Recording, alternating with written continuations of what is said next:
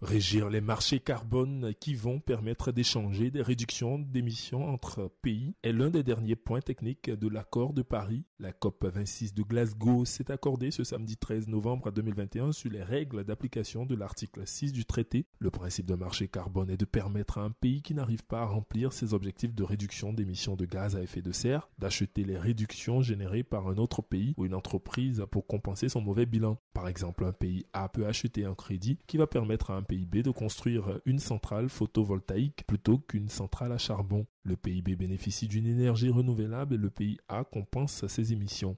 Bien encadré, un tel marché permet de dégager de nouveaux financements pour la réduction des émissions. Mais que stipule l'article 6, moins connu que l'article 2 qui fixe l'objectif de limiter le réchauffement nettement en dessous de 2 degrés Celsius? L'article 6 est l'un des 29 articles de l'accord de Paris. Il prévoit la création de 3 mécanismes de coopération volontaire entre pays pour diminuer les émissions de gaz à effet de serre, moteur du réchauffement climatique. 2 sont basés sur le marché. Le premier, développé à l'alinéa 2, n'est ouvert qu'aux États. Il permet à un pays B qui aurait fait mieux que prévoir pour réduire ses émissions de gaz à effet de serre de vendre son excédent à un pays A qui n'arriverait pas à atteindre ses objectifs. Le second, développé à l'alinéa 4, est ouvert au secteur privé. Il prévoit de créer un nouveau marché international du carbone sous la supervision de l'ONU pour échanger des réductions d'émissions créées par le secteur privé au public. Ces réductions d'émissions peuvent prendre plusieurs formes: construction d'une centrale éolienne ou solaire, restauration d'une forêt.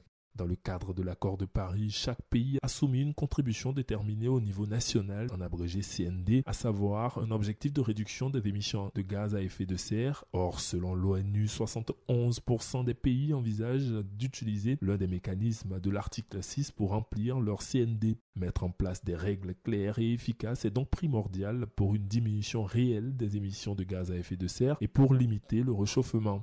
Depuis 2015, différentes conceptions de l'article 6 se sont affrontées. Certains pays comme le Brésil, la Chine ou encore l'Inde voulaient intégrer au nouveau mécanisme les crédits accumulés dans le précédent marché carbone, encadré par le protocole de Kyoto et en vigueur jusqu'à 2020. Ces pays pourraient ainsi utiliser des crédits qui ont déjà permis de réduire les émissions par le passé au lieu de contribuer à de nouvelles réductions d'émissions. Une autre bataille se jouait autour de la double comptabilité, un sujet primordial pour éviter que les réductions d'émissions ne soient comptées 2 fois dans le pays acheteur et dans le pays vendeur.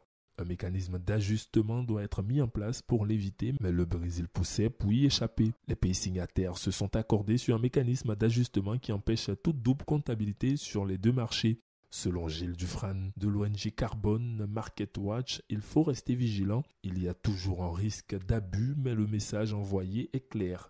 Il salue également le fait que les États se soient mis d'accord indirectement pour limiter la validité des crédits dans le temps. Ce spécialiste des marchés carbone voit cependant un gros point noir dans le test signé à Glasgow. En effet, l'Inde, la Chine et le Brésil ont obtenu en partie gain de cause sur les crédits générés via le protocole de Kyoto. Ils pourront ainsi transférer ceux enregistrés à partir de 2013, soit 300 millions de crédits sur un total de 4 milliards et arriver sur le nouveau marché avec un pactole de départ. Il voit également un risque dans la possibilité limitée dans le temps pour les États de générer des crédits carbone à partir de décisions politiques et de mesures, alors que cela n'était possible qu'à partir de projets très précis jusqu'ici. Gilles Dufresne juge que l'article 6 reste plus un risque qu'une opportunité. Ce n'est pas le pire des accords, estime-t-il, mais il n'est pas robuste et n'encourage pas davantage d'ambition. Il va falloir suivre son utilisation et sa mise en place.